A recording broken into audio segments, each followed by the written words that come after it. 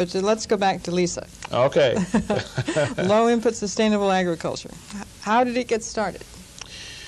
Well, it's actually back in about 86, 87 was when I first got involved in it. And of course the area of sustainable agriculture, or low input sustainable agriculture, goes back really to a fair amount of activity that was going on in the late 70s, where it was then the main concern was on the organic aspects of it and looking at ways to farm with no chemicals and so forth. And I was never involved very much in that. When I became involved in this area was, like I say, in 86 and 87, and there was a fair amount of discussion because, as you'll remember, in the early 80s, a lot of our exports were fairly questionable. They dropped down quite a bit, and the farm, there was a fair amount of problems on the farm so far as net income was concerned. And quite frankly, they were looking for ways to reduce their cost.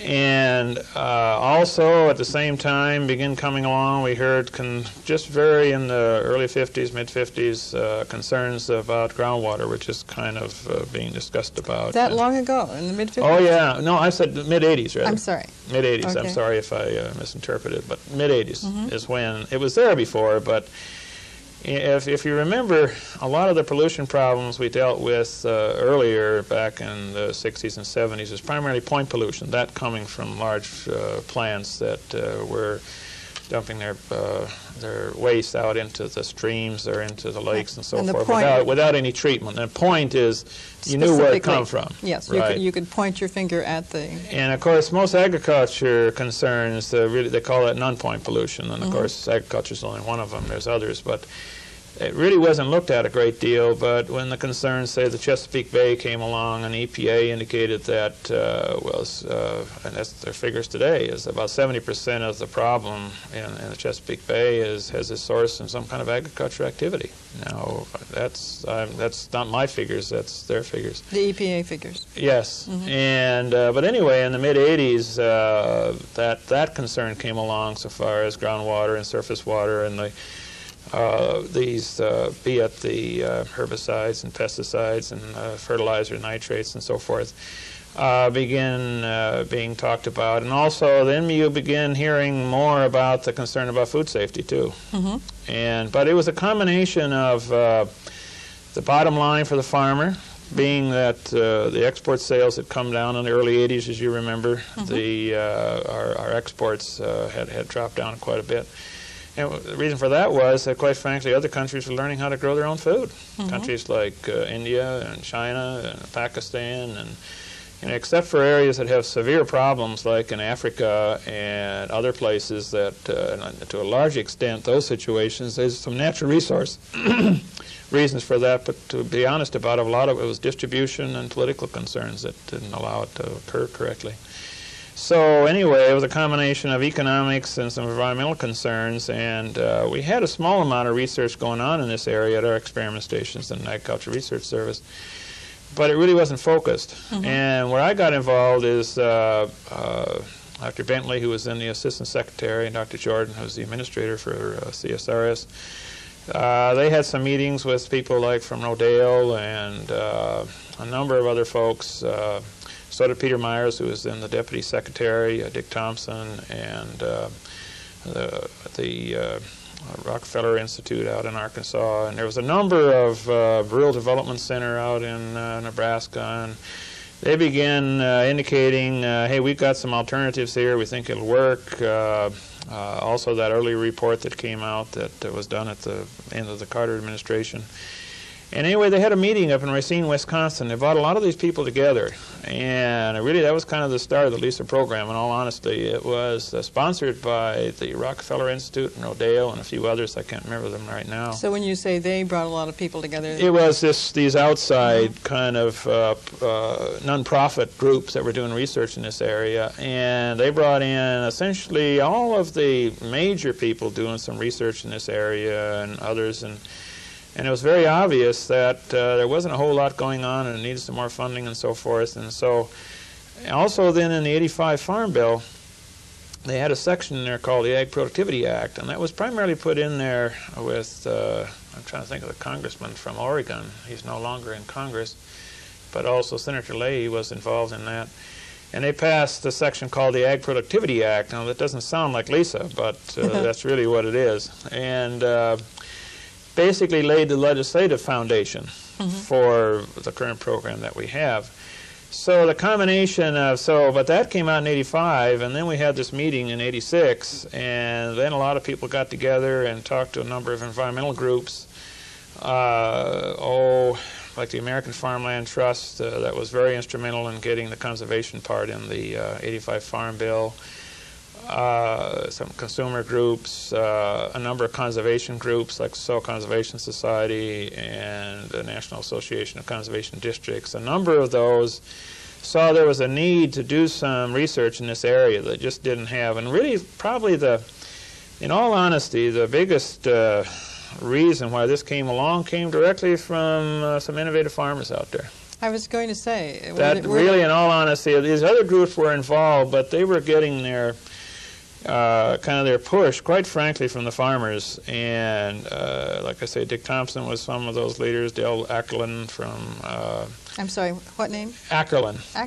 I know Thompson's name, but and but there was a number of them out there across the country that say, hey, Fred Kirschman from North Dakota, just a fair number of these folks, and they were saying, and they were calling into the department and saying that we need some alternatives to the chemicals we're using. We just don't like some of the effects, and quite frankly, can't afford them. And so we would tell them to go to their extension agent and get some information. They would tell us that, well, we did, but really all they would tell us is that you're either using the wrong herbicide, the wrong pesticide, or the wrong fertilizer. I mean, and that was basically the extent of their tools. Now, this is kind of strange because, really, in all honesty, back up until about the mid-'50s, we farmed without a whole lot of chemicals coming from off the farm.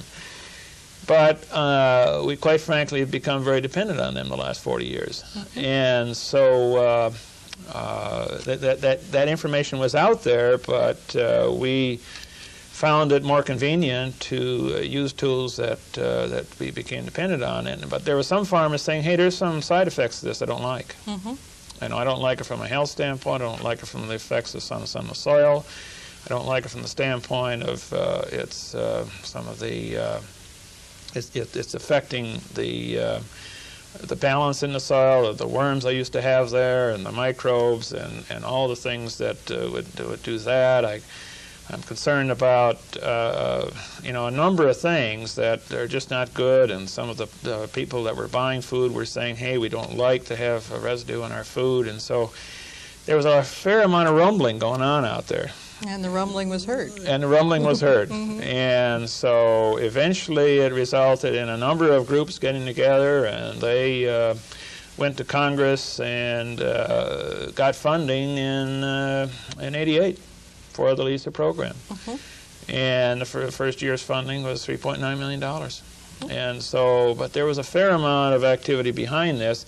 And it wasn't that they wanted to get rid of all the modern agriculture that we'd come up with, but they wanted to look at some alternatives and see if we can use the best of modern agriculture and the best of what we've farmed before, really is what it's about. And it's set up in a regional structure, which is fairly unique, isn't it? Yes. Now, when we got the initial funding for this, myself and Dr. Madden, who was in at Pennsylvania University, not in Philadelphia, but up at State College, and the Land Grant Institution, and we together worked basically out the management of this thing, along with help from a lot of people. But the way we set this up is that we manage it through 4 regional host institutions, which is at Vermont and at University of Georgia, Nebraska, and out in California, all of these at the universities. But the really unique part of it is that we set up both an administrative council and a technical committee.